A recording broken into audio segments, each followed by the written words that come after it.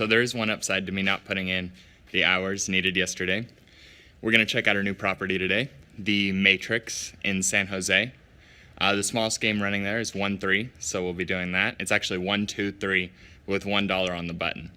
So we'll be in there, bringing 3 bullets with me. Hopefully we will only need 1, and we're going to run it up today. Plays boys like a game of cards and dances to the beat of breaking hearts, but she ain't no beauty queen to me. She's so wrapped up in plastic skin, a bad disguise won't take me in, 'cause she ain't no beauty queen to me. I see through her smile, I don't trust these eyes. So you guys aren't going to believe this, but I've made a terrible mistake. Today, I wanted to get my phone synced to my Mac finally so that I could text on my computer. And in doing so, I had to log in with a different account, a different Apple ID to my phone. Unbeknownst to me, this wiped clean all of the notes in my phone. I made sure it still had the videos and pictures and things like that, but notes were wiped clean. Guess where I record the hand histories? So, we don't have hand histories today, but there's 2 or 3 hands that were really important and cemented themselves in my mind. So we'll go over those, and I promise you that this will not happen again. Amateur hour. So we start off our session with a lot of standard hands. We're being good, we're being patient, getting a couple C-bets through, picking up small pots, losing pots elsewhere, no big deal. We're sitting right around a stack of $300, our buy-in, when this hand occurs. I'm in the big blind with Ace of Hearts, 8 of Hearts. There's a limp from middle position, cutoff calls the limp, button calls the limp, small blind folds, and I decide I'm going to raise it up here. I've got a decent hand, and if I can take this down pretty, that'd be great. So I make it $20 to go, and middle position calls, small blind, big blind, fold. The flop comes King of Spades, 10 of Spades, 6 of Spades. Right idea, wrong suit. So I check it over to middle position, who bets $20. So I'll be honest, I'm pretty unsure about how to view this bet. Is it thin value? Is it just trying to steal this pot? It's below half pot, so it doesn't seem like a protection bet either if he's got like King X something. And additionally, before putting in this bet, he peeked down at his cards, which is usually an indication that the player does not have 2 cards of the same suit, because that's easy to remember and you would know. So I'm a little confused what to make of this. I don't think he has the flush though. Otherwise, I think he would have checked back almost all the time unless it's a really low, weak flush. And in that case, I don't think he's calling me pre-flop.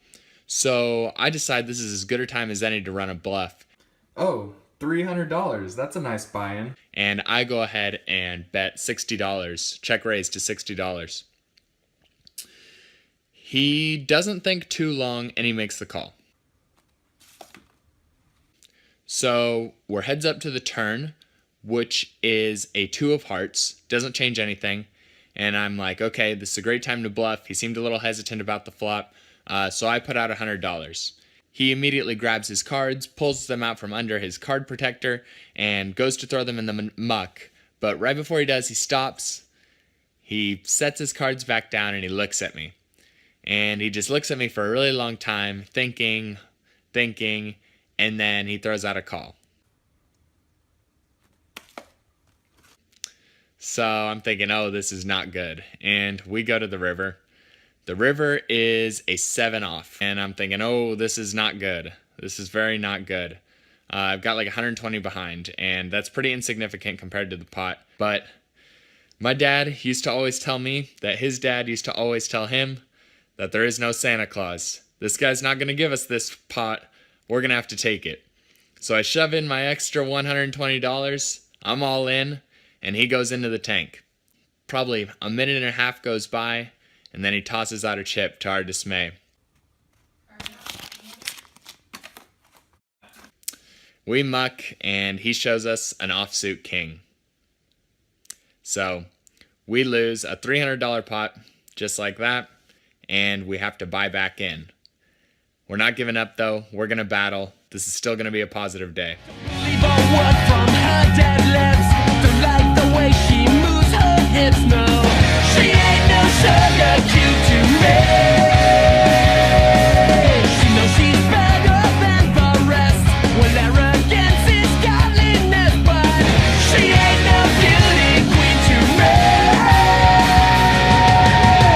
I see through her smile. So as you can see, we got over $700 sitting in this stack, and we're pretty happy with this. What we did was we changed seats and we moved to the left of a big stack, and we've been ISOing him and then bullying him off of pots. We noticed he's a pretty soft player. He's sitting on like $1,500 in this 1-3 game, and he's very passive, pretty much a calling station. So we're right on his left and we're taking advantage. After we're up over $700, we're pretty happy with ourselves. We get in a couple more pots and we're down to like 680 something, and we go ahead and cash out.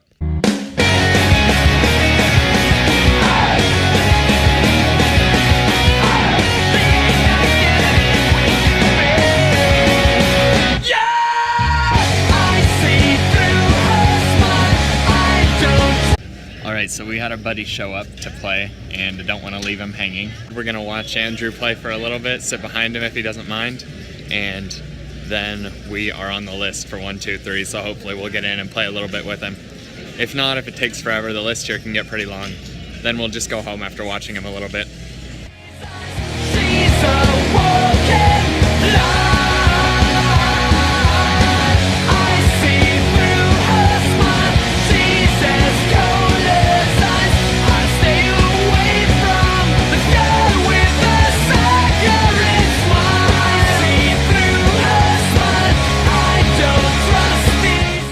So in this hand, we get ace of spades, 5 of spades in the big blind. You can't see my blind because it's to the right of the screen, but it's out there. There's a live 6 straddle, and my buddy Andrew in middle position limps. I decide to isolate him, and I make it $25 in the big blind. The straddler folds, and Andrew calls. So we're off to a flop. The flop comes 3 of diamonds, 4 of diamonds, king of clubs. So we check it over to Andrew to see what he does, and he checks back. The turn is the queen of hearts. I think Andrew would have bet any king, and we want to make sure he doesn't get there with any draws. So we go ahead and make $35, and Andrew folds. We ended up running really good at this table, and got 2 streets of value with pocket aces later to the tune of $150 or so. So we ended up cashing out for a substantial amount, and the day ended up being a really good day.